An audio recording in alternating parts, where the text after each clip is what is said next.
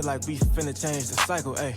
That's more success, you know we thriving, ayy. That's more depression for our rivals, ayy. Could teach a lesson on survival, ayy. You know I'm from the bottom.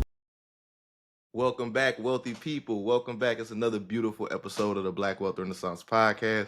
It's your boy, your man's David Bellard, one half of Black Wealth Renaissance crew. I'm here with my brother from another. Jalen, what's on with you?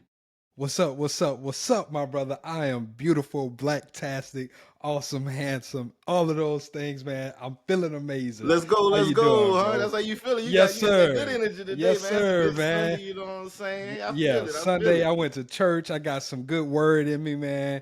And then I had some good fellowship with actually a listener of the pod. We shouted him out before, Swamp Doc. I actually met him in Shout person, out, man. Eric. Yeah, that was cool, man. Mr. Eric, I didn't want to dox him like that, but yeah.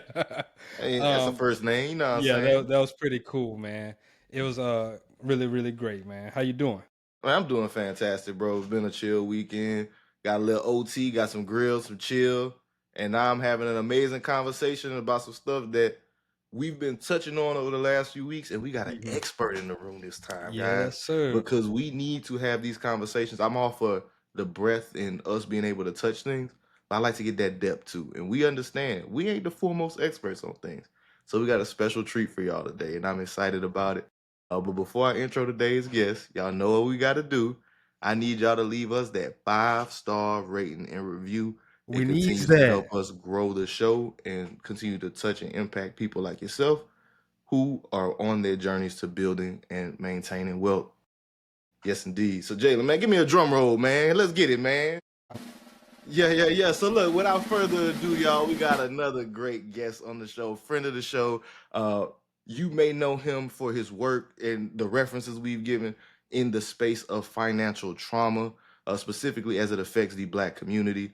We have none other on today than Mr. Rahkim Sabree, accredited financial consultant, financial coach, financial therapist, is helping actively address the root cause of people's problems with money so that you can build and maintain wealth. Rahkim, man, welcome back to the show. We so glad to have you back, brother. I'm glad to be back, man. I'm glad to be back.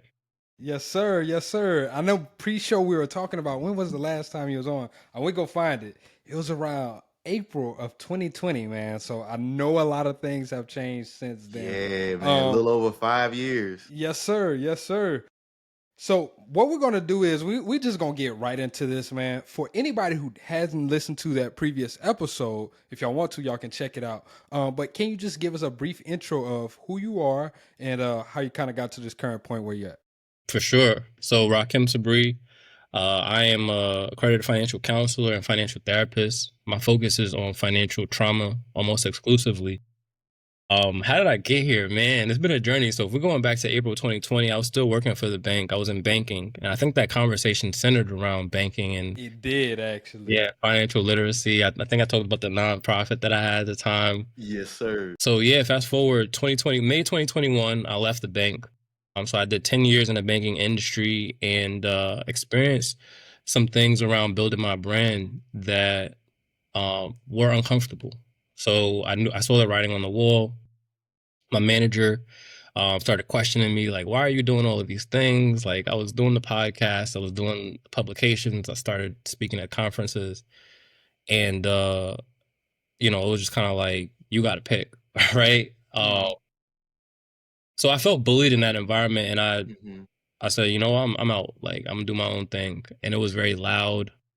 I wrote an article about it for Business Insider. I wrote an article about it for the Griot and for Entrepreneur, and those went viral. I ended up on Tamron Hall's show talking about it. I mean, there were so many things, huge ripple effects based off of just that public departure. And as a result, my following grew significantly because people were like, whoa, like this dude left his job in the middle of COVID. Like, what's going to happen? And so during that period of time, I think this is really important. I was figuring out what it meant to be an entrepreneur in an era where entrepreneurship was like super trendy, right? Everybody was trying to be their own boss. Everybody was, dipping and dabbling in different things. One corner of social media, you have people talking about vending. Another corner of social media, you have people talking about options. The golden age of social media hustles. Yeah, man. There's so many things. And one of the things that I'm proud of in hindsight is that I didn't allow all of those distractions to deviate me from my path. Like I really doubled down on the financial empowerment piece and ultimately discovering financial trauma as the vocabulary to describe what I was talking about. Since then, I've gotten affiliated with some professional associations. So the Financial Therapy Association, the Association for Financial Counseling and Planning Education, and then just really started to grow my expertise in a meaningful way, right? So with these financial professionals and not just from social media hype, uh, being able to support my work and my thesis, if you will, around financial trauma with evidence-based practices, research, presenting it in front of academic crowds, not necessarily looking for validation, but getting the validation of those peers in academic spaces and realizing like, hey, this is not just like a phase, right? And so now, almost 5 years in, financial trauma is a thing. Everybody's talking about it, but I definitely remember a time where I couldn't find anybody else talking about it. I So remember a time where the concept of financial empowerment, like I mentioned at the beginning, you introduced us to that concept. And then financial trauma, that's the reason anytime we bring the term up, I'm going to give credit where it's due. Like, this is the man that I know that started the that I first conversation. heard that conversation from. yeah, I appreciate that. I appreciate that. So yeah, I mean that's the general kind of like broad stroke of the situation. When I think when we first connected, my branding referred to me as a financial coach. And then these days, because I'm so involved in the financial therapy world, my branding refers to me as a financial therapist. But really, I mean, when you get to the core of the work, whether I'm calling myself a coach, a consultant, a financial therapist, my goal and the impact of my work is really to help people examine their relationship with money. Not only examine, but examine and improve their relationship with money, specifically with a trauma informed and trauma responsive framework. So if I understand what are the sources of trauma specifically related to money, how trauma shows up in my body, how that impacts behavior, particularly when it comes to whether or not we save, whether or not we spend, how we invest, all of the trends that we see on social media, then I can make more informed decisions about, first of all, establishing safety within my body, and then how that projects out into the subsequent behaviors by way of building community, by way of getting educated, by way of sharing what it is that I know with other people. So it's been as much a journey of personal healing as it has been a journey of healing for the people that I engage with. But it's something that I'm super grateful for, being able to be in this space and being able to establish somewhat of longevity around the topic. Hey, man, listen, I love 5 years is a major, major accomplishment. Most businesses, as we know, they go out of business, and 90% of businesses go out of business in the first 5 years. So the fact that you have maintained in this space is no small feat. And before we move into really diving deep into financial trauma, I kind of want to get some of your personal experience for the listeners who didn't get a chance to hear that first episode, right? Because that first time around, you got to share a lot about, your personal upbringing and how that created some of those financial traumas. So I was wondering if you could elaborate on some of these experiences and how those insights help shape your approach to addressing the systemic barriers and emotional responses people have to their finances. Yeah, great question. So I grew up in Mount Vernon, New York. My parents were young parents, and they separated probably in my mid to early teens. So when my parents separated, my dad was no longer in the household. I, being the oldest of my mom's children, stepped up, as I think is frequently the case, right? Um, and I love that you asked this question because I'm gonna make reference to a realization that I share in my book. But in stepping up, what that looked like was becoming conscious of the financial environment, right? So I became aware of the fact that we had food stamps. I became aware of the fact that we had Section 8. I would see, if there was an eviction notice put on the door, I would see that and, triage with my mom. What does this mean? try to kind of like keep it a secret from my siblings.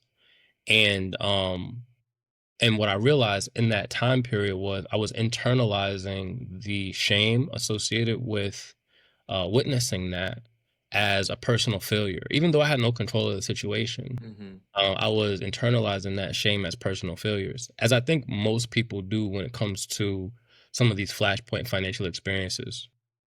And so when I first shared the story with you, and even going back to 2019 when I did my TEDx talk and I talk about like this experience, I didn't have the vocabulary to describe financial trauma. I just knew that at that point, and when I say that point, I'm talking about sharing with you all that I had accomplished something in my mind that was major, and that was a mindset shift. So I went from believing that as a child who knew that we had Section 8 in the house, I was going to become an adult and I was going to go out and do the same thing, to at 26 years old purchasing a multifamily property and had no concept of home ownership before that. So the mindset shift then resulted in a change in what my environment looked like, right? So I own a home at under 30, and in hindsight, huge blessing, right? Because in today's market, it's really difficult for people to even afford to buy a home. So I was very vigilant about making that happen once I got the exposure to the fact that it was even possible. So I'll pause there because I think like that's a lot, and in framing those kind of painful experiences around money, the realization that I had while I was writing my book, because I had a conversation with my father about it, was he says to me, that wasn't the reality over at my house. So what you experienced with the food stamps with the Section 8, like that's not what was going on my side. And my younger brother, my immediate younger brother, was living with my dad part-time. And so I had the conversation with him as I was writing the book. I was like, do you remember like this time where the lights would go out, or, the eviction notices, or there was no hot water? My brother was like, yo, like, I knew what was going on, but like, that wasn't my reality because I was over at dad's. He said, I just went to dad's house. And so when I talked to my dad about it, he kind of positioned it in a way that I had to like, kind of like take a step back and be like, ouch. He goes, a lot of what you experienced was your choice. Like, you could have came and stayed with me. You decided you wanted to be with your mom. Like, damn. Like, Damn. damn. That is, okay, so I do want to pause right there. That was heavy. That was heavy right there. So I like the fact that you went like from what it sounds like the process of you making this book. Did you interview your dad for the book? Because that's kind of like what Not I got. interview him, but he was very involved in the background as I'm surfacing some of these ideas because, as I'm talking about trauma, whether it be through the lens of financial trauma or generalized trauma, I think it would be very hypocritical of me to talk about it from an academic perspective without doing my own work, right? So a big part of writing this book was working through the trauma that I had from childhood and, relational trauma with both parents. And some of the realizations as coming into manhood, and what some of these ideas that I may have held in defense of my mother, in opposition to my father. And like, how do we reconcile this as a 30-plus-year-old when these experiences were occurring in my teenage years? Because they And still so, play out in the way you interact with certain situations, because that your history informs your response. absolutely.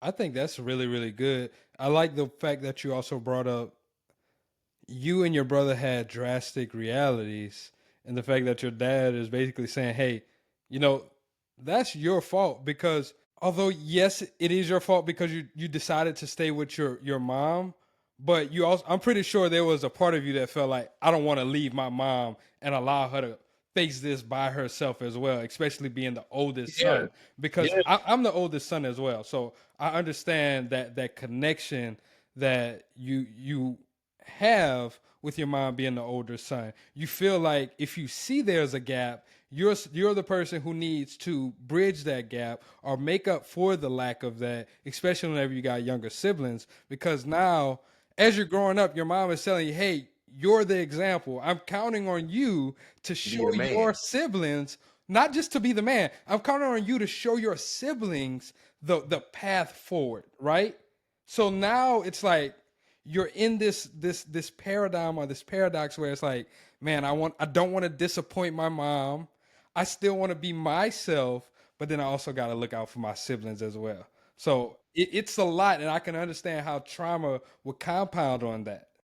For And sure. I'm, And I'm gonna be honest with you. I was the older person where I took the other route where whenever I saw things were getting bad, I'm not gonna lie to you. I had two amazing grandmothers in my life. So sometimes I would literally go to my grandmother because I have that same reality where lights were getting cut off sometimes, right? And sometimes my siblings, they weren't at home, but they might have been with a babysitter or something like that. And I've had to face that trauma myself. I've had to have that conversation with my mom, like, hey, I forgive you because I understand that where you were in life is totally different.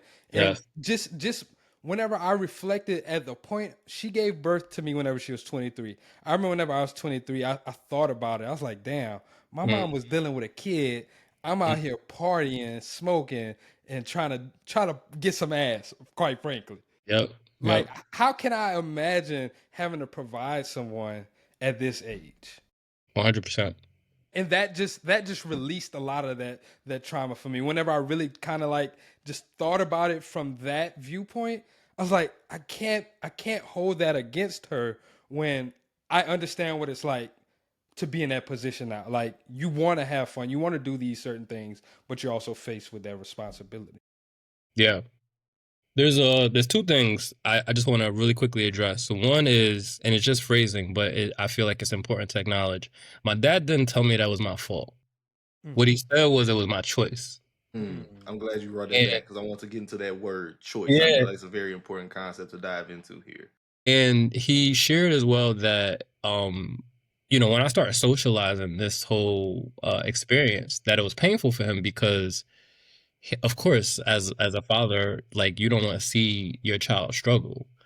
Um, but again, it was my choice, and I think there's a dynamic, and it's often not discussed, right, in popular culture, and particularly within the Black community, what that dynamic of a healthy relationship looks like between the young bull and the old bull, right, the dad and the son. And part of that is because systemically and systematically, whichever is the correct phrasing, fathers have been removed from their sons' lives. And so I've never had the experience of not having my father, but I have had an experience of a period of time where he and I didn't see eye to eye. And in that period of time where I had maybe assumed or internalized anger that my mom had towards him as my own, I did not recognize that I was carrying somebody else's burden. And so, the second point that I wanted to make in response to that is, um, Jalen, to your point, as much as I wanted to protect and defend my mom because of my position as her first child, as the oldest child, I was also socialized from my father to protect my mom and defend my mom. Mm. So when you talk about the complexity of the dynamic that takes place, right? So much of my upbringing prioritized protect your mother, protect your mother, protect your mother, defend your mother.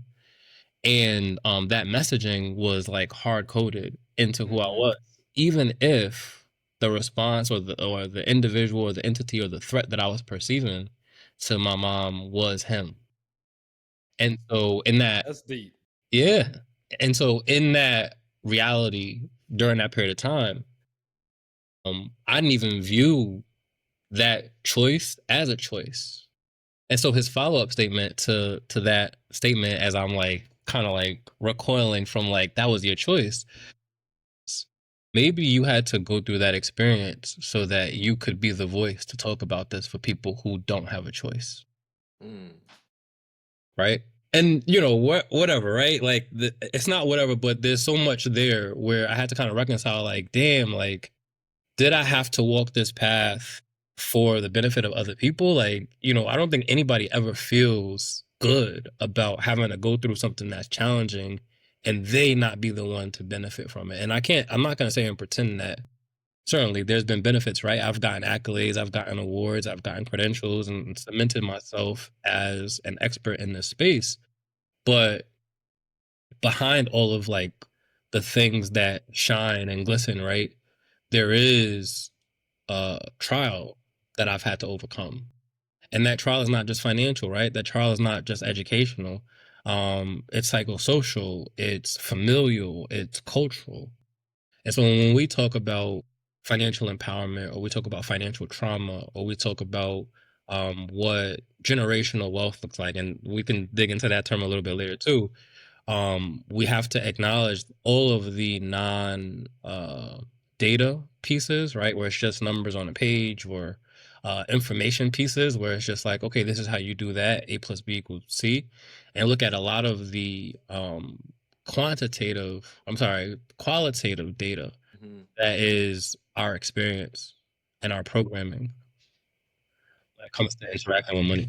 That's so good because like whenever you bring up the concept of choice, right? And I think this is where the idea of financial empowerment is so pivotal because we do have choices. Even though we have, our traumas and uh our different wiring from our upbringing and our different experiences, we do have choices at the end of the day. And the ability to recognize that is very empowering. Hey, yeah, it may have been this way for the last 10, 15 years, but I can start today and I can start saving money. I say one thing, just brief end on my older sister. Terrible saver my whole life, like never saved money. And after she turned 40, my mom kind of got on her ass like, yo, what are you doing? You're 40. And now she saves her money and she's happier for it. She has better experiences because of it. You're not stuck in doing the same things all the time now because you've changed some habits and you always had the choice and ability to do so. But a lot of times we let our beliefs in our own mental cages keep us in the same place. So I want to get deeper into financial trauma, right? Because it's a term people on the show, they've heard us talk about it. We've kind of mentioned it a few times in here, but I would like to ask you, Rakim, uh, can you define financial trauma and like break down what are like some of the key components of it? Yeah, I love this question because as I've kind of searched around, most people when they talk about financial trauma, they don't give a definition. They speak to what it can be referred as, or what refers to financial trauma. Financial, like if you go do a Google search, what is financial trauma right now, you might see a definition that says financial trauma refers to dot dot dot, right? Mm-hmm. I have a definition that I've been using since I want to say maybe earliest 2022. And so my definition of financial trauma is any instance observed or experienced that has a negative impact on the way you view, interact or believe about money, right? What is groundbreaking about that definition is that previous iterations of definitions or references to financial trauma only speak to first person experiences, right? You experienced an eviction, you experienced a job loss, you went into debt or had a bankruptcy. These are experiences that you have had directly. And so a lot of times people will describe these major experiences as financial trauma. When I talk about financial trauma through a lens of any instance observed or experienced, then we bring in vicarious forms of trauma, right? So that is, I am a child witnessing my parents' financial trauma and internalizing what it is that I saw as my own, right? That's going to influence how I behave with money. We can talk about generational trauma and genetic generational trauma, right? So there's a field of study known as epigenetics that is emerging. And in epigenetic studies, it speaks to the way that genes are expressed. And so early researchers on epigenetics specifically focused on survivors of the Holocaust, the Jewish Holocaust. And in that, there was some documentation that referenced, I believe that the researcher's name was Vivian Rakoff, referenced how psychosis was present in the children of victims of the Holocaust, even though they did not experience it, in a way that their parents did not demonstrate it. And so this was behavioral. It wasn't, excuse me, it wasn't necessarily speaking to genetics. And so there was a researcher that followed up Rakoff's work named Rachel Yehuda. And Rachel Yehuda was able to prove that there was a connection between the way that genes are expressed based off of factors that include external factors like trauma, like stress, and also internal factors. So like, what your environment looks like, whether or not you smoke, what you eat, whether or not you drink alcohol, et cetera, was key. And I don't want to get too sciencey here, but was key to acknowledge in the study of epigenetics is that your genes are not changing. It's the expression of the genes that's changing, right? So the structure of your gene is the same, but how it is expressed changes. And so there are branches of science that focus on, for example, nutrition through the lens of epigenetics, where we may look at, I'll just use the Black community as an example. We may look at the occurrence of heart disease, high blood pressure, diabetes. It runs in my family. Exactly. Where that statement is not entirely untrue, but it's not entirely true, right? Because the survival or adaptive, I'm butchering this word, adaptive responses to stress, to a lack of resources, to food deserts, to how soul food has developed by way of what we were afforded during that time period, right? The scraps of the animal, or what was inexpensive, has then changed the way that genes are expressed so that we now are more inclined to those forms of disease. I see exactly. Like you're genetically predisposed, but I think the genetic predisposition definitely has a lot to do with the behavioral disposition. You said soul food, right? And I think about that movie all the time, bro, because on soul food, Big Mama got diabetes and she dies because they say, hey, you got to stop eating like this. They go back, eat Sunday dinner, eat the same thing. And then when she died, everybody's surprised and they go eat the same thing. It's like at one point or another, we have to recognize that we have the choice of our behaviors, and it's hard to break away from your programming, your wiring. But at one point or another, we have to become cognizant of it because, like, we already know we predisposed. I think about that with my own personal health journey. Right, I'm a larger man. I come from a family, diabetes, high blood pressure, very common things, heart disease. People in their 60s, 70s, that's usually how they pass. You don't know many big dudes in their 60s, 70s. I'm predisposed. So what does that mean? I have to make choices now in my 30s that'll serve me in my 60s, 70s, and 80s if I want to make it that far. Otherwise, I'm going to get destroyed by what I'm predisposed to. And a lot of times, I think this is a part of the conversation that's often not had. And so we're taking it a little bit deeper, and I'll tie it back to financial trauma in a second. A lot of times these responses are survival based, right? So our brain's number one function rather is our safety, to establish safety and whatever that looks like.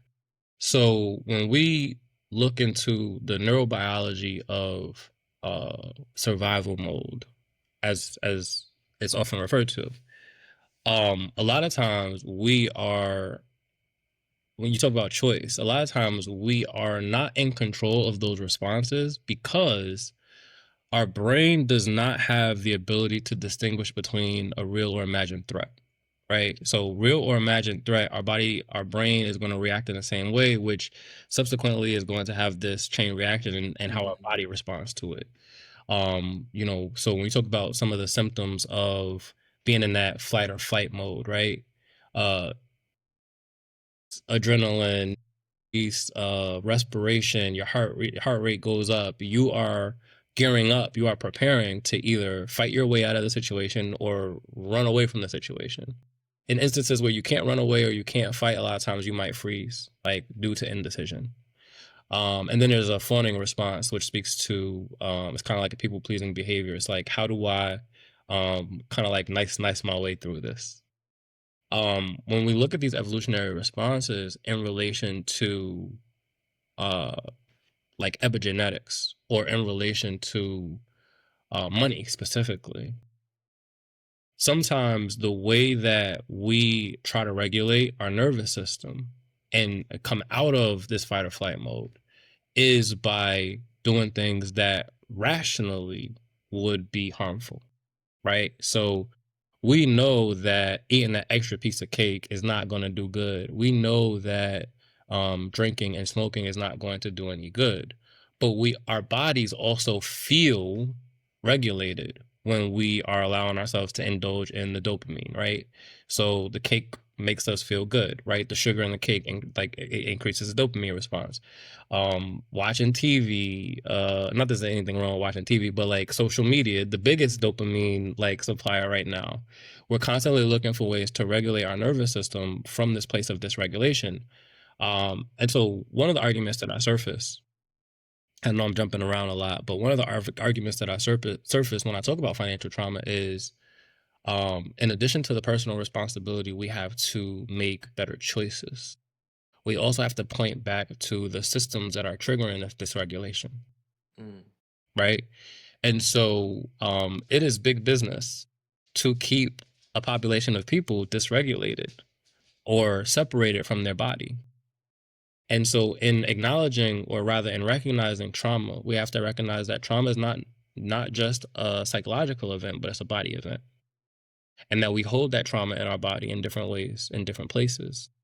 And if we're looking at generational trauma, or the trauma that our parents, our grandparents, our great-grandparents, and so on have experienced and have not metabolized or addressed, that trauma is something that we still carry in our bones as well. And so we come into this world dysregulated, and then we're constantly being dysregulated by way of design, by way of the advertisements that we consume, by way of financial socialization, by way of culture and how culture is defined, by way of religious practices, family, the systems that we navigate, et cetera, et cetera, et cetera. The traumas or the different sources of trauma that we experience in general and specific to money is can feel like an undertaking that is impossible. And so when you talk about choice, it's a powerful word, as you said, because yes, we have the choice to decide better, but a lot of times, based off of the way that we are responding to our need to survive or our need to regulate a dysregulated state, we often do not or cannot see the choices that are present in front of us. That's a good, really good point that you made, because that was something I wanted to talk about, was the choice. A lot of times, sometimes people don't even know that they have that choice. Like, oh, I didn't know that was even an option. Maybe for you, right? Maybe whenever you're growing up, you didn't even realize the choice was, hey, just go to dad's house for the weekend, or just go to dad's house for the next 2 weeks. Sometimes we don't know that is a choice if we don't have that exposure. Yeah, I just think, as you're saying what you're saying, that sometimes, and people get caught up in their own way. There's a study that I reference in the book where, and I forget. Oh, actually, there's two studies that I reference in the book. There's one around learned helplessness, which is a big one, right? So there's a study done, psychological study done, where these dogs were in cages, and the floor that they would stand on would be shocked. And so because the dogs were locked in these cages, and the floor would be shocked, they couldn't do anything. And so you talk about the evolutionary response of freeze, fight, flight, freeze, fawn.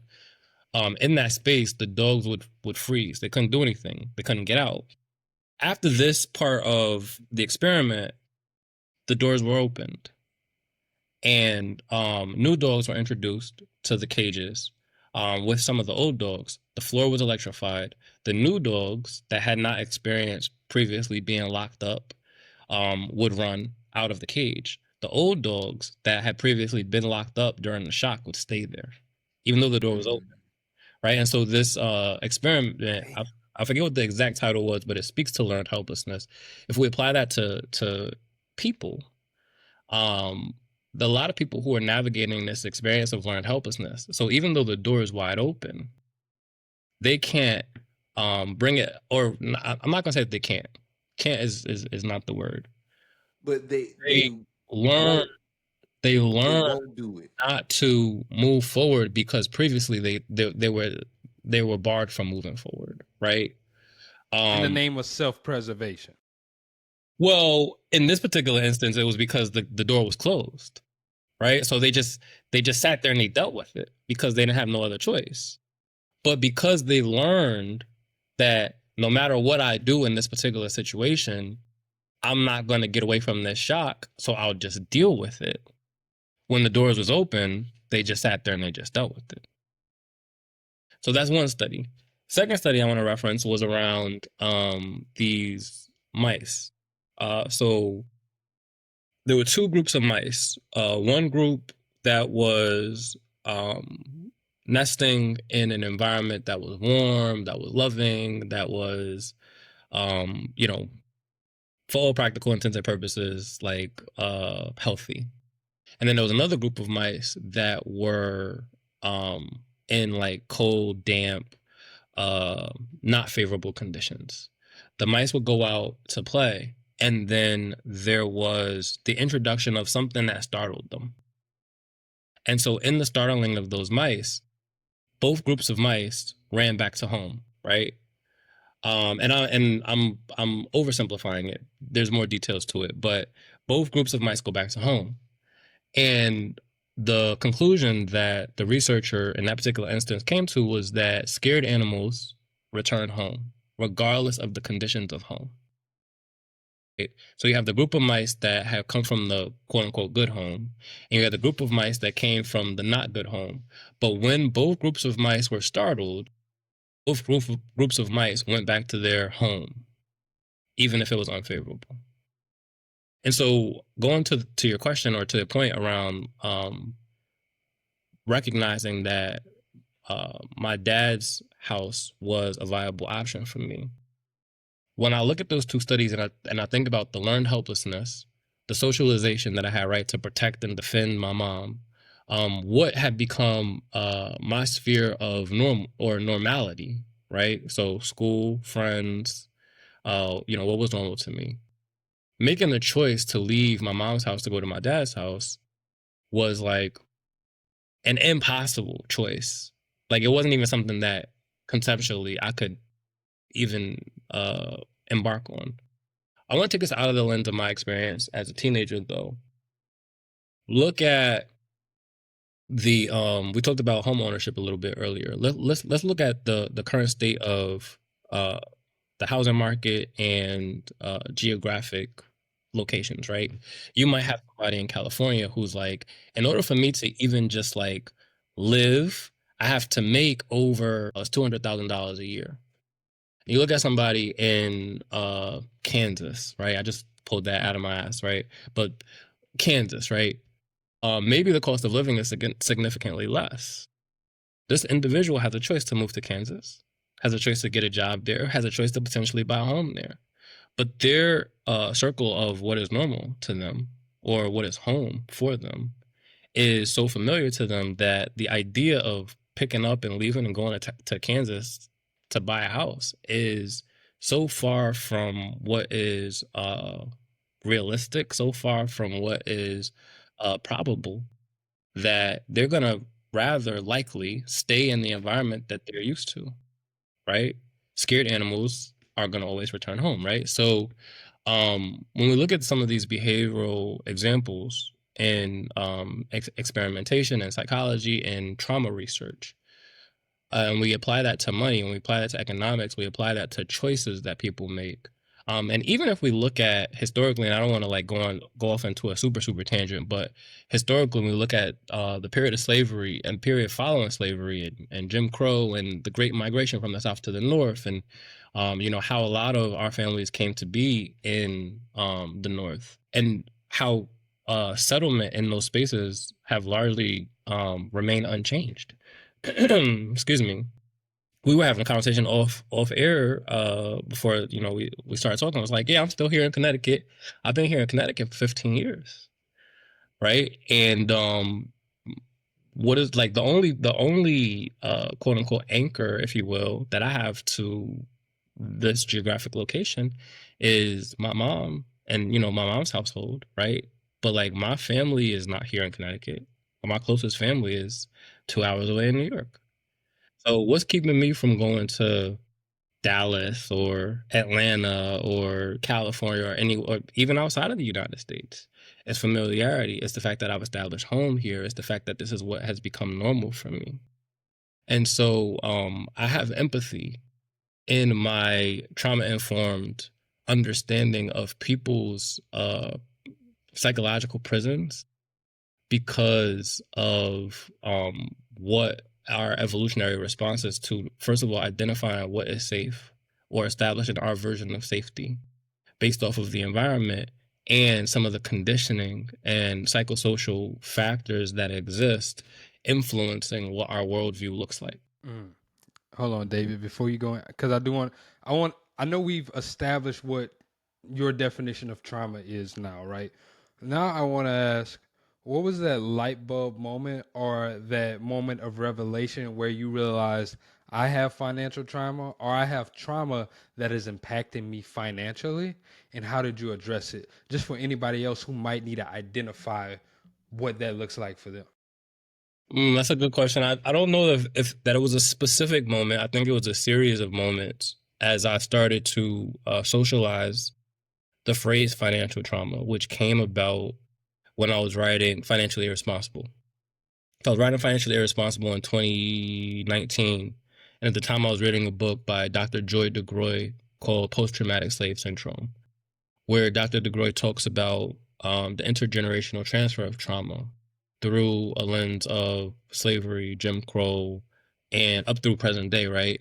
And how our racial socialization is not only how we engage and interact with the outside world, but our own self-esteem, how we feel about ourselves internally, or how we might feel about other Black people, or how we might socialize our children to engage in a world that we have been socialized to acknowledge, and I'm not by any means saying that this is what I believe or that this is true, but acknowledge that the more proximity you have to whiteness, the more favorable your experience is going to be, right? The more power you have. That's just a fact, unfortunate fact of the world we live in. Right. And so this idea of white supremacy that is so pervasive in, you know, everything that we touch, everything that we engage with is, you know, what we are socialized to believe from the time that we are born, from the time that we enter into grade school, throughout our education process, throughout our employment process, right? And so when we are faced with this idea or this belief that there's something wrong with us because we are Black, or that we are inferior, or that we should be subservient, or, you know, any of these other deprecating themes that are present in our socialization, of course our self-esteem is going to be low. Of course our engagement with other Black people and our trust of other Black people are going to be low. Of course the way that we carry ourselves and the way that we express ourselves is going to be influenced by that socialization. And so I credit Dr. DeGroy's work in helping me draw parallels between racial or racist socializations and financial socializations, because I'm like, well, if trauma can be transferred intergenerationally by way of racism, then trauma can be transferred intergenerationally by way of how we engage with financial systems. And so that was the origin of my use of the term financial trauma. And as I started to socialize it and defend it with my own experiences, and eventually getting involved with organizations like the Financial Therapy Association and understanding that there's a whole field of study on how financial behavior is influenced by socialization, is influenced by our emotions, is influenced by so many of the themes that are often absent conversations around financial literacy. I was like, oh, there's academic backing to what it is that I'm suspecting or what it is that I'm experiencing.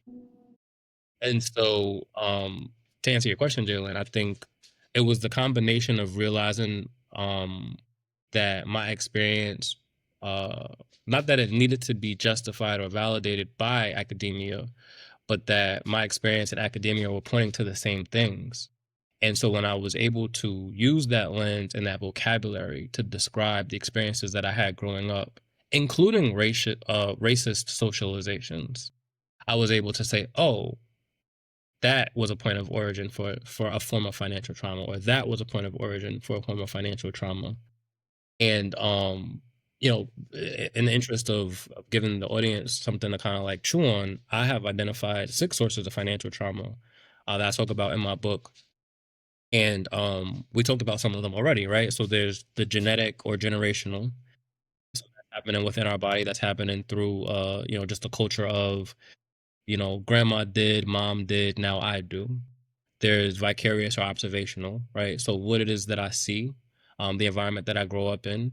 If I grow up in an environment that is poverty adjacent, even if I'm not experiencing poverty, that's going to have an influence. If I grow up in an environment that is wealth adjacent, even if I don't have wealth, that's going to have an influence. And then we could further break that down to say, what is the dissonance that I experience growing up in a poverty adjacent environment, but not experiencing poverty? Is there shame? Is there guilt because I'm doing better than the people that I'm around? Or on the other side, what is wrong with me because I'm growing up in a wealth adjacent environment and I don't have what the people around me have? Then there is poverty or financial instability as a source, which is probably the most commonly referred to or referenced source of financial trauma. So bankruptcy, eviction, repossession, job loss, etc. There's workplace and employment trauma. So this was developed when I left my job, and part of the reason why I left my job, right? We engage in economic warfare often, especially as Black individuals, where Corporate America, yes, sir.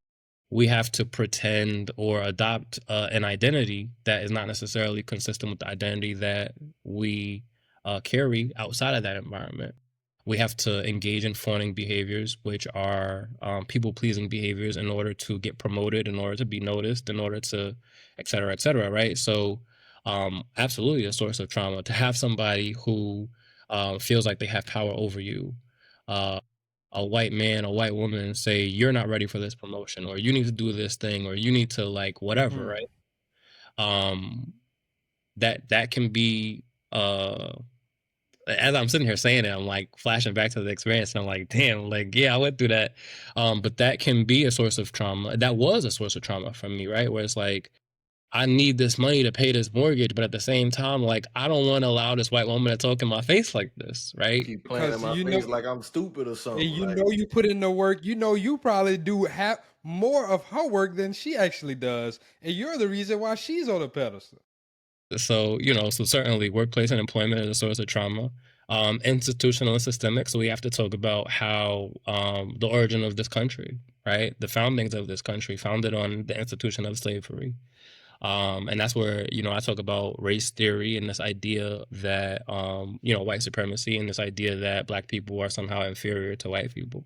And so a lot of the laws, not even just laws, but the institutions of financial systems, the credit system, et cetera, are predatory or not favorable of Black people. And then lastly is family, societal, or religious, right? And so that's where I talk about culture. Who establishes culture for you? How do you redefine culture? If you exist in a family system where your family is telling you that this is the norm, or this is what you should do, or even on the side of individuals who experience high income as a first generation high income earner, what is the expectation for you to give back, right? The Black tax. What is the expectation for you to support mom or grandma or your brother or your cousin, right? And how do you establish financial boundaries in that environment? Or religious. There are a lot of people who tithe. And not that there's anything wrong with tithing, but they tithe to their detriment. And so that's an area that I spend some time on that I have to be delicate about, because Black people love their Jesus. Black people love their Christianity. And so in that, we have to look at not Christianity and an examination of the religious practice, but an examination of the institution of Christianity that was introduced through slavery to influence social behavior and financial behavior of Black people. And so one of the books that I reference in this book is Powernomics, where Dr. Claude Anderson talks about how the church was used to influence Black people to be subservient, to be, you know, like people who listen and who do Docile, docile. That's an excellent word. domesticated, those type of things. And so certainly that's a source of financial trauma, right? Where you have people who real life experience may be facing their lights going out and they're like, you know what, instead of giving this money to the power company, I'm going to give this money to God. And there's this prioritization of the kingdom in the afterlife and not the kingdom in this present life. And so again, not challenging anybody's specific faith, but challenging the value system that they operate under through the lens of that faith that impact their finances. And those are the 6. Those are a good 6. And I want to say something about that last thing with the church. We say Christianity a lot, but somebody gave me a different word that I just added to my lexicon that I think more aptly describes what most of us experience, and it is churchianity, where it is about the perception and the actual optics of it versus the spiritual relationship with God and actually getting to know God on your own level and knowing the word for yourself. Is kind of taking the spoon-fed version of it and fitting and molding your life around it versus taking that own spiritual walk. And I definitely see that playing a negative role. So I appreciate you giving those 6 those 6 ways, financial trauma will show up. And one thing I want to bring back is like just with finances. I think this is a quote I actually got from you some years back. So one of the ways like that, like with Black trauma, right? It has a direct relationship with our finances. And with Black people, it specifically shows up with our spending, our lack of savings, and our aversion to investing. Can you kind of expound on that a bit more? Like seeing how we've identified these traumas, right? But how can we work past them to get into building these positive habits? Yeah. Man, when you said those words back to me, I was like, I remember those words. And when I had said that, I didn't have the understanding that I do of financial trauma today, right? So, going back to that version of myself and reconciling that with my understanding of trauma today, I think that first off, I introduced a framework through this book called, I refer to as the 3 E's. The 3 E's, or the 3 E's of overcoming financial trauma. The first E references exposure, which is identifying the sources of financial trauma. So, right, I gave you the 6 sources of financial trauma. That is exposure.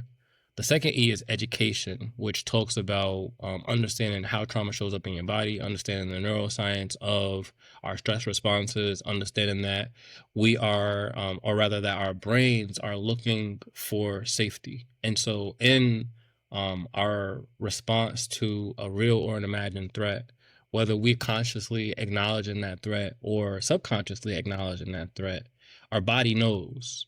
And so how do you understand how your body's responses are showing up in letting you know, like, there's a threat, there's a threat, there's a threat. Within the education phase, I also talk about financial literacy because I do think that financial literacy is important. But financial literacy is important to the extent that we understand how to navigate financial systems in order to be successful. And the unfortunate reality, people are going to have a field day with this, but the unfortunate reality is that the dominant financial system that we navigate, particularly in this country, is a capitalistic one, which is an exploitative system. And so while it is difficult to conceptualize a system that is not capitalistic, we have to acknowledge that in navigating capitalism, the structure of capitalism has always placed us as, in the words of Dr. Claude Anderson, not even a competitor, but the commodity, right? So when we look With at just liquid capital. so, so when we look at that lens of us Black people being the commodity, And then you ask me that question about why we overspend, why we don't save, why we don't invest. We're like feeding the machine, right? That's how we have been socialized. And that is not only how we have been socialized, but that is the box that we have been placed in. So you might ask me, or you might ask anybody, why do people spend? It's not just a Black issue, but I'm talking about it through the lens of Blackness because that's my experience and that's the audience, right? But Freud, the popular psychologist, had a nephew. I'm forgetting his name right now. But his nephew was known as the father of modern, I think, PR or advertising. Anyway, he did research and consulting for advertising agencies where, for the first time, the advertisements were not tied to the product, but were tied to the emotions of the individual. And so when we look at how advertisement has evolved over time, and in particular today, where, you know, we are, for the most part, always connected to our devices, whether that be our phones, our tablets, computers, what have you. And we're constantly being bombarded with advertisements that tell us that we need this product to look good, to be loved, to feel better, to be healthier, to sleep better, to be smarter, to be more productive, you name it, right? There's whole fields of study on not only influencing behavior, but anticipating it.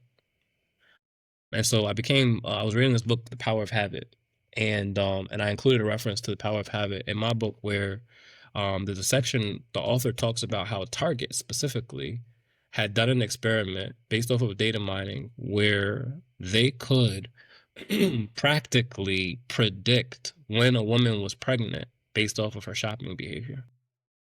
They would know before the woman would know based off of her shopping behavior. So That's we crazy. think about how we go into these stores and we get the little cards and we, you know, like this is all, we're giving them data and they're taking this data. And I think that this is going to become even scarier with AI, the rise of AI. We're giving them this data that they can then predict our behavior, our spending behavior, and then use that, weaponize that against us in advertisements to make us spend more. Man, you ain't lying right now, man. Like we've been talking about AI a lot on this pod, and that's one of the drawbacks. Like we often talk about the benefits of it, but we are actively every time you do a prompt, a query, or you're feeding it data, you're actively informing this system with how you behave, how you think, and how it can manipulate those things. 100%. 100%. And so, no, go ahead. I just wanted to let you know I did find the nephew's name. His name is Edward L. Bernays. Please, yeah. Yeah, he's the father of modern public relations.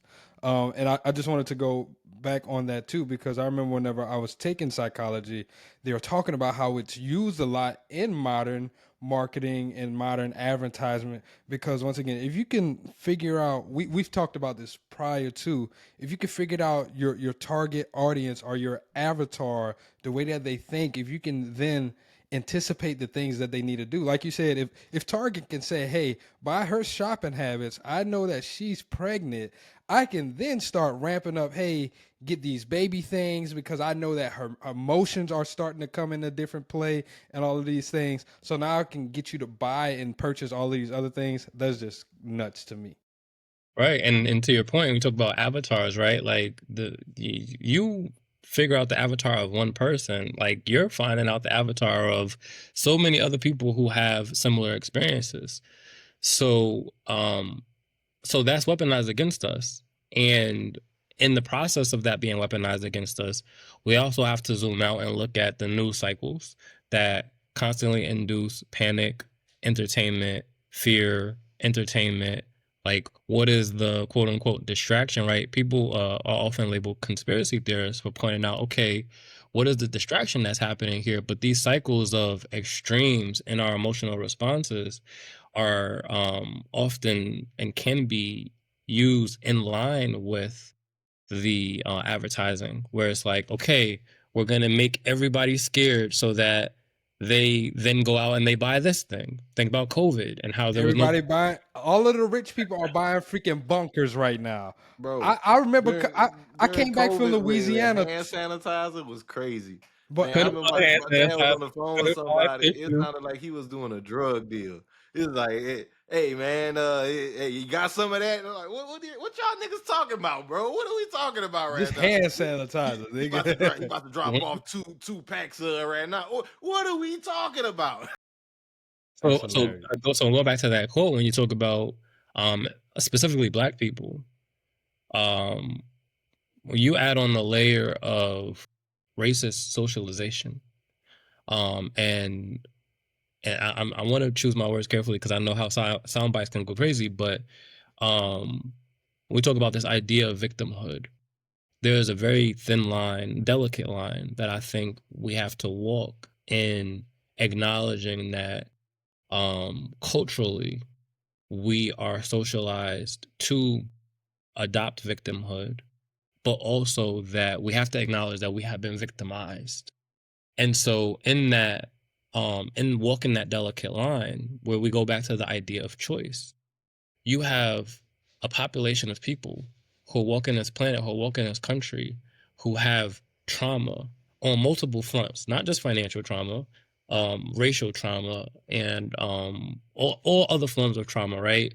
That are unmetabolized in their body in a dysregulated state where our minds are looking for ways to establish safety.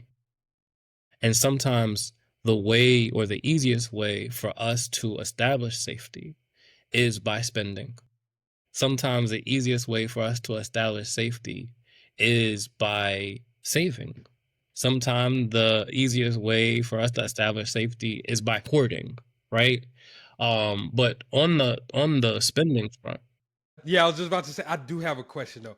yeah, How is the spending front equating to me feeling safe? Right? How do what is that connection or that correlation? great question. So, dopamine is the short answer, right? I spend my money to buy weed or cigarettes, right? I spend my money to buy lottery tickets. I spend my money to buy alcohol. I spend my money on pornography. I spend my money on gambling. I spend my money on clothes, shoes, jewelry, right? The dopamine is what we're really spending for, but its expression is going to vary based off of socialization, right? Based off of the environment that we're in. And this is not just true of poor people, right? This is true of people who have high income. This is true of people who have assets. Where you think about just look on social media, right? You think about the lifestyle marketing that we have witnessed over the last 5 years. The clothes, the cars, the jewelry that people have purchased, the houses, the Airbnbs, whatever. We even have turned financial education into a business. Well, I'm not gonna say we have turned it into a business, but the business of financial education has been I'm just say It's grown tremendously over the last 5 years. it's grown, I would and low key even say been over commoditized. yes, that's the word that I was looking for. It has been commoditized in such a way that we get a dopamine response by engaging in financial products and services because we feel like, so this is me resurfacing Just buying that product is gonna be the key to the promised land. but how is it Boy, we back to personal prayer packages. how is it marketed to us? Generational wealth, right? Yeah, like Like this is a magic pill solution. Take this so one course, learn this piece of information, and your financial situation will change because of it. 100%. Going back to how you kind of drew that parallel with the church earlier, it's like we're back to those scamming pastors with the personal prayer packages. We can't be selling one size fits all solutions to a unique situation. Percent. So that's how people spend as a fight response, right? When we look at the fight, flight, freeze, fawn, spending is a fight response. I'm sure you guys are familiar with the story. I forget what the business was. I think it might have been FedEx, where the owner was getting ready like to face There was bankruptcy. it is FedEx. So yeah, he had $5,000 left.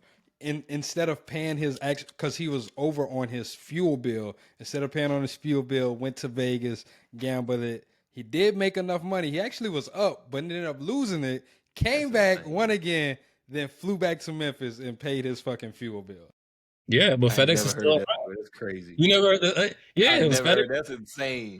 But got balls and steal. that was a fight response. He was like, I'm gonna fight this. But sometimes in some people's minds, particularly people who don't have access to resources or who don't have access to information, their fight response may look a lot more passive. And so the aversion to saving may look like proclivity to spending because I'm fighting for my life right now. Like, I've heard the argument, oh, and I've made the argument in my uninformed past where you bought the iPhone, but you could have put the money into Apple stock, right? That is not trauma informed, right?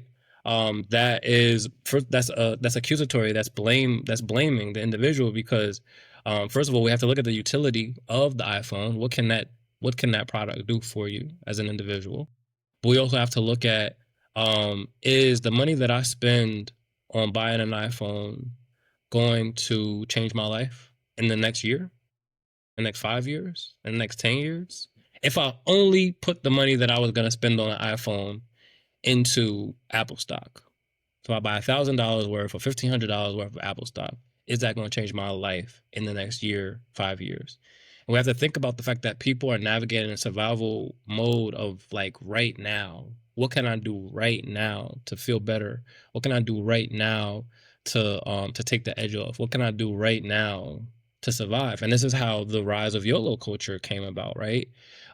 People are not wanting to just like, oh, we only live once, so I'm just gonna put it all on the line and like, but there are people who are out there who believe that they will not make it to retirement age. There are people out there who do not believe that they'll even make it to our age, right? And so why am I gonna save? Why am I gonna invest for retirement when I'm not gonna be able to benefit from that money?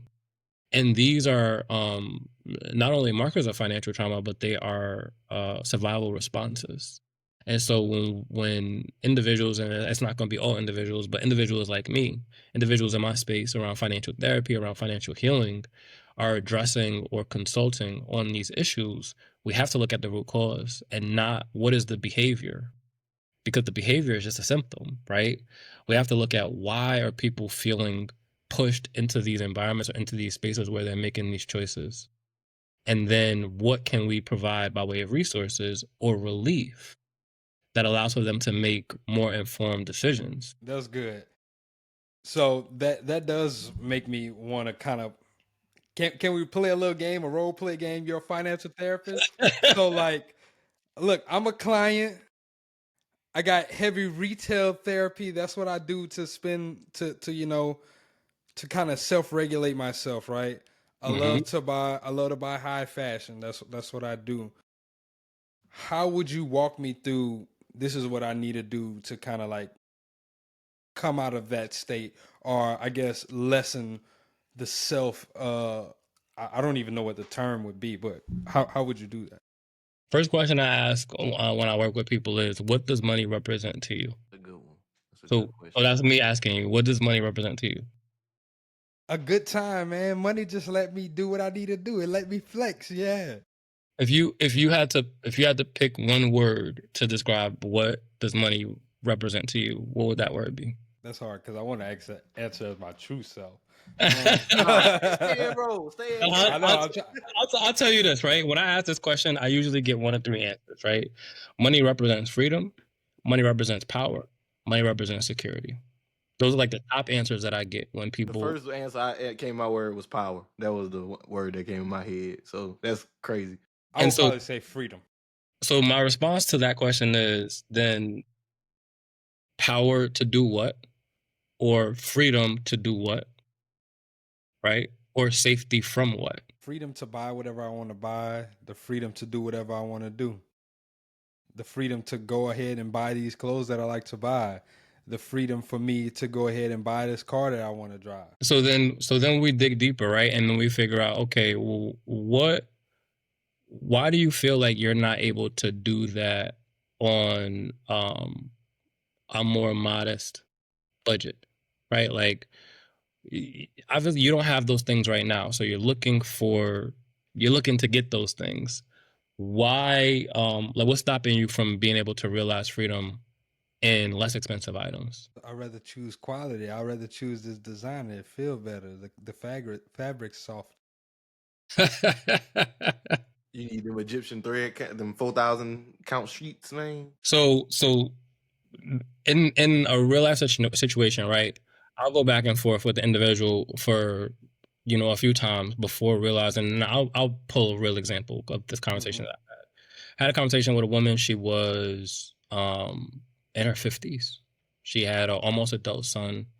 And when I asked her that question, and she was kind of like following the same pattern that you were following, talking about freedom. She was approaching retirement age, and she was like, I want to retire. And she's like, I know that I don't have any money saved. Like, I know that that's not going to happen. I said, well, what does retirement look like for you? And she's like, the ability to travel. She wants to be able to travel. And I was like, what's stopping you from being able to travel right now? And she's like, pauses, and she's thinking about it, and she's like, I am. And I said, powerful realization, right? I said, because you could go on a day trip, right? You could jump on a train or a bus, or you could get on a plane. If you set up a budget and you put money away in a certain way, like, you could do that. So what's stopping you from doing that right now? I am. And so in these sessions when I work with people, one of the things that is a priority for me to establish in that conversation, outside of understanding what money represents to them, is also what is their value system. So even going back to you and the character that you were just in, right? This individual is talking about they want freedom to do. When I'm hearing that they want freedom to do, I'm also hearing that they feel restricted in their everyday life. When they talk about, they want to prioritize designer, they want to feel better, they want to whatever, right? The clothes feels better on them. I think that that's a cognitive distortion, right? It's just like, you think that it feels better because you're spending more money on it. Like, yeah, of course you're gonna think that it feels better. But if I go and I say, well, the same retailer who is creating the clothes for Louis Vuitton is creating the clothes for Walmart, and so there's no difference in quality, right? Then what is your response? You're spending more money on the name. But we know that the cost of creating this product is the same. It's coming from the same place. It's just a different label being placed on it. And so when I start confronting the individual, and not in an aggressive way, but confronting the individual with their own words, then I get to be able to dig down into, like, what is it really that you're trying to solve for by spending your money? And this is just based off of my experience, but individuals who are signaling with their wealth by way of material items might be looking for external validation, or they might be looking to escape a version of themselves, a past version of themselves. Mm-hmm. Because I couldn't have, or because I didn't have then, I need to be able to have now. I deserve this now. Mm-hmm. And then changing the lens on the individual that I'm speaking to, right? Maybe the individual that I'm speaking to is not an individual who struggled with money, or who struggles with money, but struggled with money in the past, and now they have money, right? So it's not nothing for them to spend this money on this item, but they are now so focused on keeping up with their peers. Where it's like, well, I'm in this environment and everybody else got this, so I want to have this too. Or if you got this level of quality, I want to have the next level of quality. And so understanding, and again, we're not looking at the outcome. We're looking at the root cause. If you have the money to spend on these things, cool. But also understand why you're spending the money on these things. That's what's important, right? I'm not here to tell people what to do with their money. I'm here to help people understand why they do what they do with money. And a lot of times the why is informed by trauma. That's good. That's man. So with that, right? I'm thinking about it. With you are helping identify that root cause. Once they've identified the why, what are some ways or strategies to help build that path forward for that healing process and helping build up that resilience to make sure you don't relapse, because that's also a thing. We can 100%. make a quick change and then double back and go back to what's comfortable real easy. Yeah, so talked about exposure phase and the 3 E's, talked about education. The last phase is execution. In the execution phase, one of the first things that I prioritize is helping the individual rewrite their money narrative, right? So what is the message that you tell yourself about money? One of the money narratives that I was carrying was that I was a good manager of money. Not necessarily a bad thing.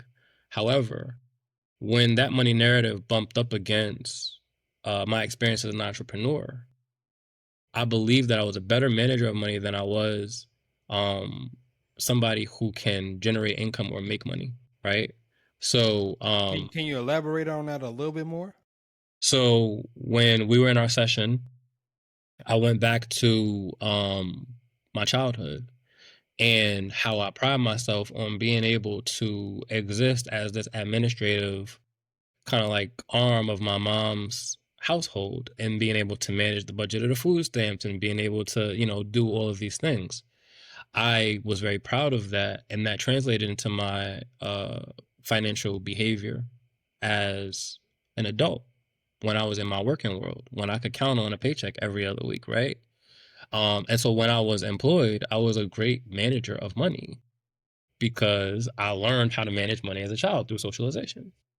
But in that environment, I never learned how to go out and make money outside of like going to get a job. And I realized that I had a resistance, almost kind of like a disdain for this idea of hustling. So it's like I'm not gonna go out and hustle. Like I'm not gonna go out and be a dude doing Uber. Like I'm not gonna go out and be the dude selling CDs on the corner. And not that there's anything wrong with those things, but in my mind, I did not like the process of the hustle. And part of that was rooted in the fact that I believed that I was a better manager of money and that being a better manager of money was better or somehow morally superior than being a generator of money. As an entrepreneur, though, if you don't have no money to manage, being a good manager of money is not going to It serve you. don't mean a damn thing. Let's Hey, talk about it. Because look, entrepreneur broke and job broke is two different broke. This is a conversation I wanted to get into with you, right? Because we hear it's funny because of the space that we're in, right? We got into the financial space, the content creator financial space, when a lot of this was kind of like on the cusp, right? A lot of these things weren't being talked about on the regular, or it was right pre-pandemic, right before it was a really, really huge explosion. And you heard a lot of go get a job, go start your business, leave your job, do all of these things. It's referred to as the Great Resignation of 2021. What was your biggest lesson? Was that your biggest lesson, is that I'm not a good generator of the money? Or what was your biggest lesson that you learned since transitioning full time? Man, I don't know if I could boil it down to one. Because like I said, that realization came as a result of having a financial therapy session where I was on the other side of the financial therapy, right? So I'm receiving the financial therapy. And David, you asked me a question I didn't fully answer, so I'm gonna answer it with this response. I'm intentional about everything that I do, and a part of my intentionality is also fueled by my integrity. Integrity is a value of mine. So I felt that it would be an incomplete experience for me to write a book about financial trauma as an expert, pulling on clinical and academic insights, pulling on my own lived experiences, but not having gone through the process of receiving financial therapy. Like, that would be a huge miss. So I reached out to a financial therapist, buddy of mine, who I trusted, and I was like, "Look, like I want to have a session." What's great about this particular financial therapist, shout out to Stephen Hughes, is that he integrates Reiki with his practice. So as we have conversations that are narrative driven, That's the sounds, right? Reiki is the sounds. Reiki is an energy healing practice. A lot of times this is offered in connection with like massage, or is offered in connection with sounds. But it's an energy healing practice, and so we did it long distance. But really, what Reiki does is it goes through the chakras and it clears energetic blockages. And trauma not being just a psychological event, but a body event, there has to be a component of somatics that is involved in loosening and releasing that trauma. And so I interviewed Stephen, and he's the only person that I interviewed for the book, where I use his words directly to speak to the audience. But in talking about how do we help individuals move through financial trauma and overcome financial trauma, a part of it is rewriting their money narrative. So understanding what are the stories they tell themselves about money, and allowing them or helping them to realize that they can tell themselves a different story. So in my example, it was, I am a good manager of money, but I'm not a good generator of money. The next part is helping individuals set financial boundaries, because a lot of times it's kind of like, on sitting on a river with a hole in your boat, right? Like it's a leaky ship. A lot of times when people, particularly first generation high income earners, come to a space where they have more than maybe their parents did, maybe anybody in their family did, they're constantly being hit up for money, and they have to wrestle with the shame or the guilt of either saying no or overgiving, because they didn't put on their oxygen mask first. And so establishing financial boundaries is important. And how do we reinforce those financial boundaries is by building community. So, David, to your point, right? The likelihood of relapse based off of survival, based off of conditioning, based off of, again, going back to the study with the mice, scared animals return home. Home is not just a physical place, right? Home is also a condition. And so when I'm talking about healing financial trauma, building community is a big part of the healing step. And community can look like a community of financial professionals that include coaches, planners, financial therapists, etc. A community could also look like what you all have built, right? It can look like the podcast community. It can look like I have a Substack newsletter where people like listen to what I write, or rather read what I write. It can look like group sessions with individuals who are like-minded.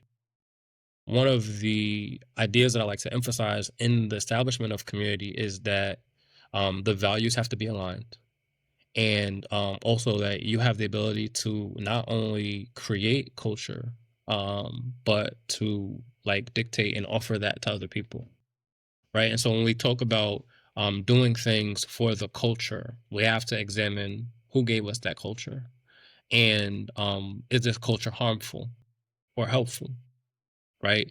If the culture is harmful, then we have the ability and the choice to abandon it. If the culture is helpful, but it's just uncomfortable, how do we reconcile with that discomfort and make sure that it is still in alignment with our values by way of leaning on other people who are going through what we're going through, right? So establishing a good support system. And then lastly, I think most importantly, is the financial therapy and the somatics piece. So not everybody is going to go out and get trained in financial therapy, and that's cool.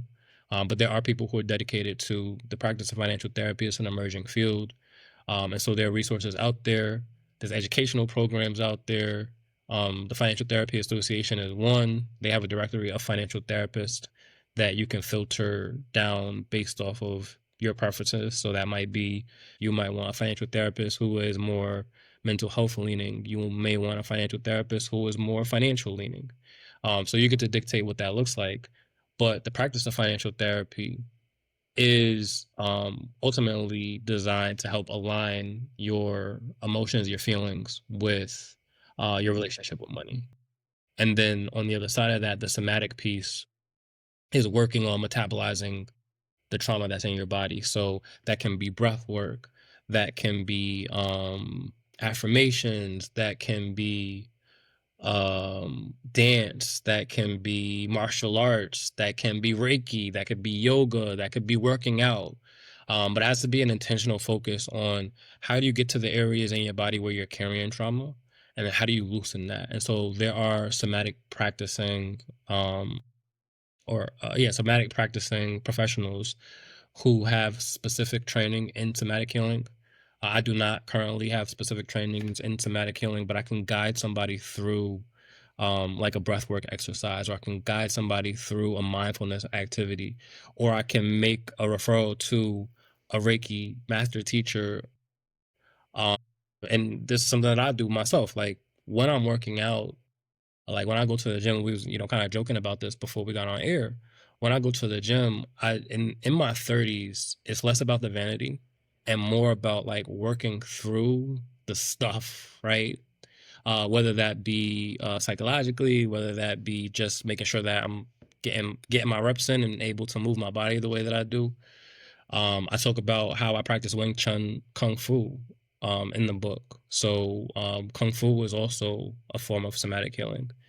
But there's a huge focus on mindfulness, and I think that mindfulness piece is so important because oftentimes when we're navigating high stress environments that are contributing to anxiety, that are contributing to depression, that are contributing to this dysregulated state, and how do I spend my money, save my money, hoard my money, etc. It's because we're not reminding ourselves, or um, we're not safe. We don't feel safe in our body. So I was going to say, we're not reminding ourselves of our safety, but we may not feel safe. And so when we practice mindfulness, we can go into our body and say, okay, in this moment, I am not experiencing an immediate threat. Because again, to the science of, or rather to the neuroscience, the science of the brain does not have the ability to distinguish between a real or imagined threat. So if you are stressing out about a bill that is due that you can't pay, or you're stressing out about a bill that's coming due that you can't pay, you are your body is going to start responding to this threat because evolutionary, like, it doesn't have a choice. It's like, okay, there's an issue, like, how do we solve this? And so that's where you start going into feeling anxious. That's where you start going into the panic attack. That's where you're going to waking up in the middle of the night in a cold sweat. You have to go into your body, and I'm trying to like sound as less like metaphysical and woo woo as possible, and just focus purely on the somatic piece of it. But you have to So go into the body and recognize. I'm gonna cut you off right there because I do love what you're saying right now, but I did want to just speak about like that entrepreneur part. And the reason why I had brought up that entrepreneur part is because as I'm speaking to you, I've realized that I have financial trauma with entrepreneurship. So I kind of wanted to get your perspective with it and see if you've developed any trauma with it. Because I'll just say this from me. I know for sure David probably feels the same way, but for me, I exited so early to pursue full-time entrepreneurship. Now I'm not gonna lie to you. I feel like the current space of where I'm at right now, I probably could be further if I did deal with that financial trauma, right? Because jumping off the porch so early, there were things that I did where it's like, I slept on one of my frat brothers' couches for a little while just to pursue business, right? There are times where I'm working 18 hours a day, like barely eating or whatever, just to pursue pay. this. Yes, like no pay, nothing. And now it goes to that scare animals return home. I return to that workforce, and I am putting up with things where I'm like, man, I really hate being here. I really hate this fucking job. I really hate listening to these motherfuckers telling me about all of this shit. But at the same time, it's more comfortable because it allows me to provide for my family. So I Yeah, kind of want to speak to some of those things. How come weren't you a scared animal returning home, returning back to the banking industry, which you've built yourself up into? that's a hell of a question, or a hell of a series of questions. So first question you asked, did I experience financial trauma through entrepreneurship? Um, 100%. Like there's no beating around the bush with that. Um, how come I wasn't a scared animal to return home? I wanted to on many instances. I think that what I just walk you through in terms of like the steps to financial healing is also part of my experience as well. It's not to say that I was immune, right, to the feelings of anxiety or the feelings of like, oh my God, I need to like I have applied for jobs. I have been offered jobs and I have turned down jobs. I'll tell you a quick story. And I tell the story in the book as well. This is shortly after I left my job, maybe 2022, I was approached by a recruiter. When I left my job, I was making $78,000 a year. Like you, jumped off the porch early. I was a part of Great Recession, May of 2021. Did not know what the hell I was doing. Did not know what the hell I was going to do. I just assumed that if I became known, that people would come to me, and that people coming to me, I would. It, they will come. Right, exactly. So I'm approached by a recruiter for a position. The position was for a small credit union local to me, for a director of marketing position. And she's like, yeah, the marketing team is a team of one, so it'll just be you. The pay was, or rather, the pay range was 100 to 110,000 a year, I think. So like the infamous six figures. And, she was very impressed with what I was able to build since I left my job, with my social presence, with Forbes, with the publication, all the publications and stuff. And she's like, so what do you think about this? And I was like, well, here's a couple of questions that I have for you. The pay, okay, we could talk about. She's like, this is the issue that I'm having with filling this role is that it's a in-person position, like it's no fully remote. And I'm like, I could negotiate with that, right? Because it was in Hartford, so not too far from me. I say, here's my question. Will I be able to continue doing what I'm doing in terms of building my brand? Because that was part of the reason why I left in the first place. She goes, well, the hiring manager is really going to want the individual who fills this role to focus primarily on the marketing for the organization. So anytime they start that answer with that, well, you already know some bullshit behind it. Well, I said that's a non-negotiable for me. I said that's a non-negotiable for me. So long story short, like it didn't go anywhere. And after I got off the phone with her, I called my dad and I'm like, I need you to tell me that I'm not crazy for turning down this position. Like this position was everything that I wanted when I was working, right? Like this is the dream position. The other side of the story, and the reason why I called my dad to tell me that I wasn't crazy, was because I had gotten the mail that day before I had got on a call with her. And in the mail, I had a repossession letter from my vehicle. I was leasing my vehicle at the time and I had missed like 2 or 3 payments. So I'm like, I gotta pay this car note. And this woman is offering me this role, or basically offering me this role that's paying over 6 figures. And I told her no. Am I bugging? And my dad goes, son, you might have bigger balls than I do.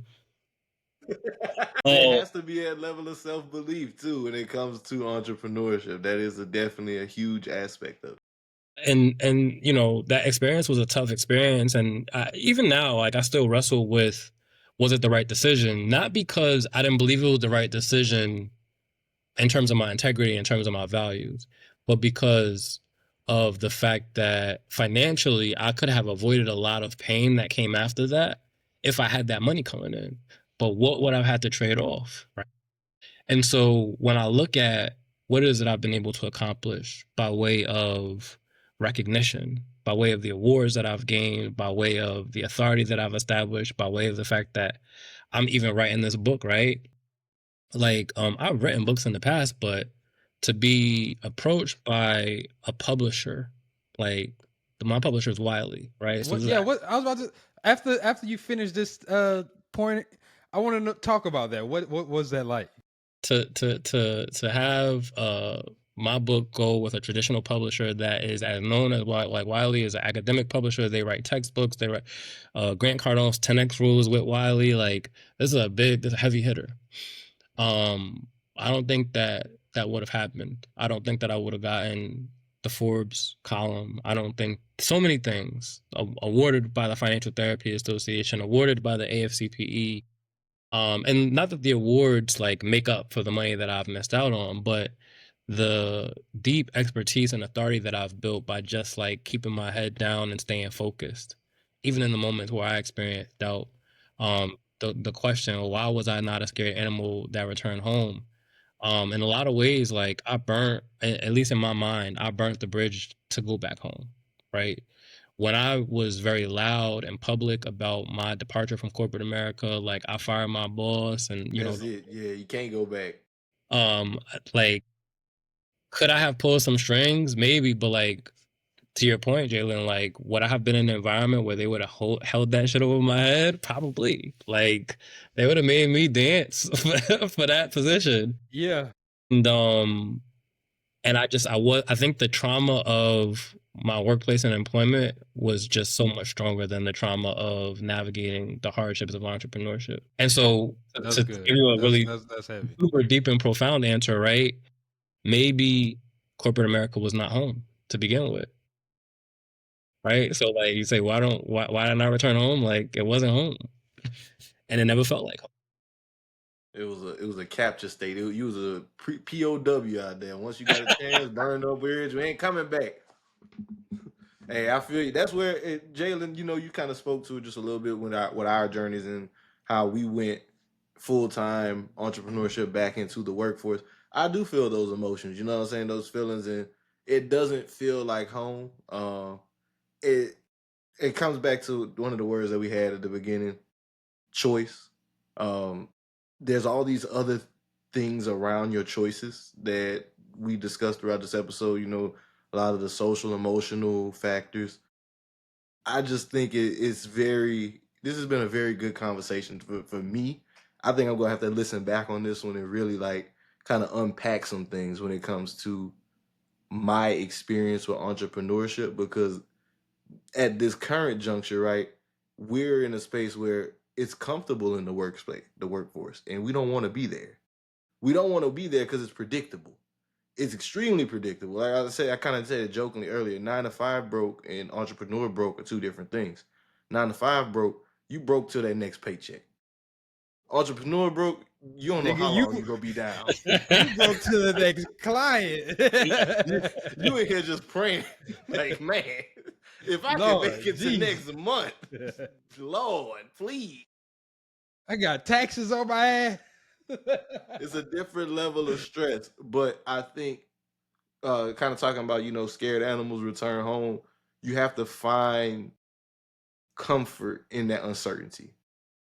You have to find ways to have faith is the word that I always come back to. Yes. You have to have a unshakable, unwavering faith that things are going to work out and that you are doing what you're supposed to be doing. So I just want to say that to say again, I commend you, brother, for staying on the path because the work you're doing is impacting people in such a positive way.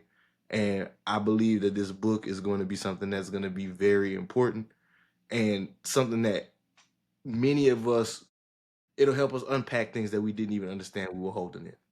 100%. So speaking of the book, Overcoming Financial Trauma. Yes, sir. The book comes out in November. November 12th. November 12th, published through Wiley. So where can listeners of the show, can they pre-order? Can they purchase now? Is it available? Let us know how we could get tapped in with that.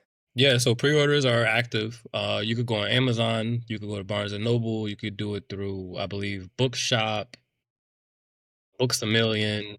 Really, like all of the traditional retailers should have it up. And that's one of the to your question, Jalen. That's one of the benefits of working with a publisher is that the distribution network is so wide. I'm not just like peddling books through Amazon or through my own devices. So um yeah, any readers who are interested in grabbing it, the book is going to be a hardcover. Some of the questions that I've gotten recently is there going to be a audio version? That's something that me and the publisher discussed, but I think they're prioritizing the physical copies first. I have an aggressive pre-order goal, so I'm hoping to hit that goal.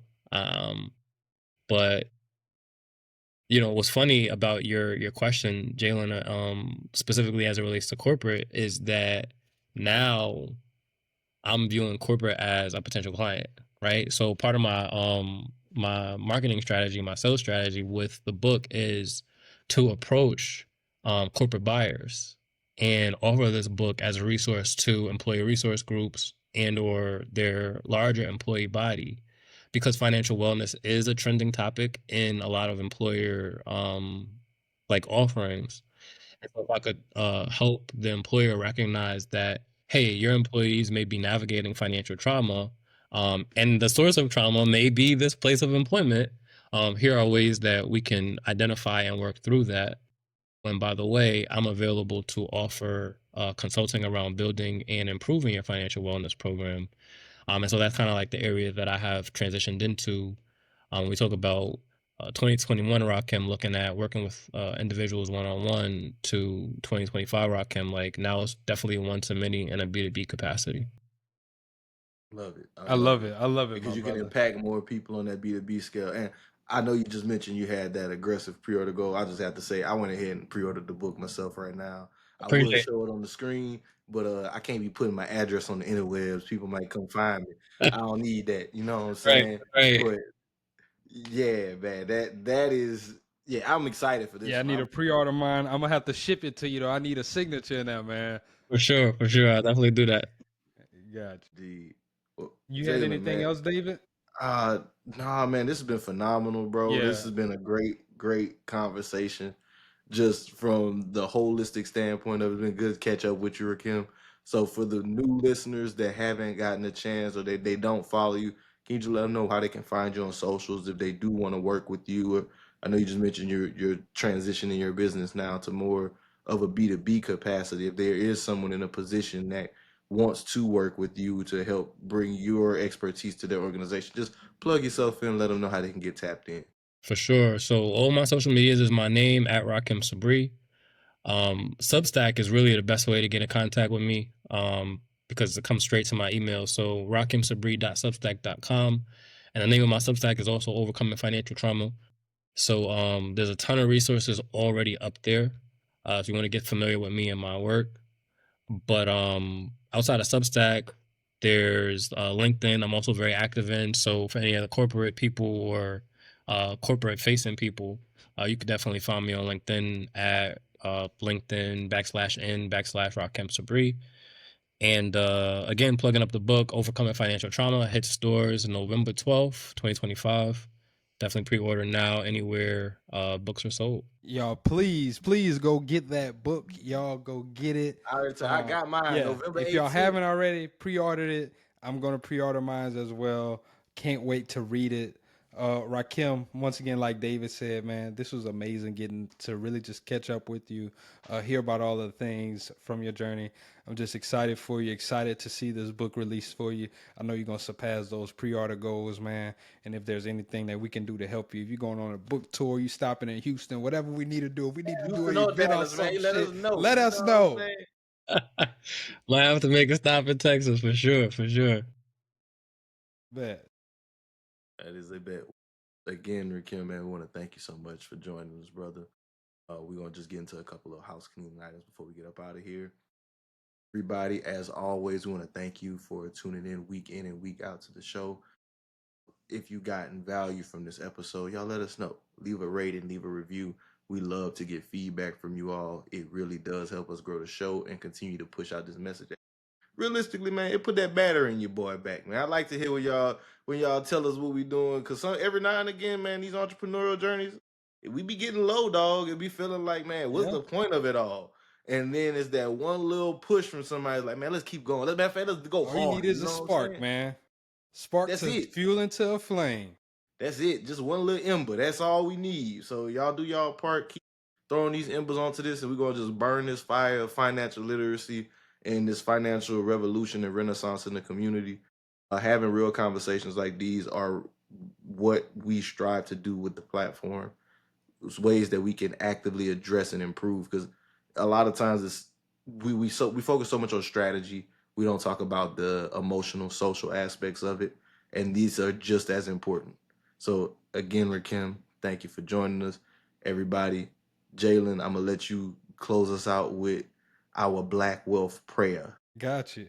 God, align us with our purpose. Bless us with your favor in all areas of our lives, spiritually, mentally, physically, financially, and emotionally. In Jesus' name, amen. Amen, amen, and amen. As I always say, y'all, from his lips to God's ears. And until next time, y'all stay black, stay beautiful, stay wealthy. This BWR signing out. Peace.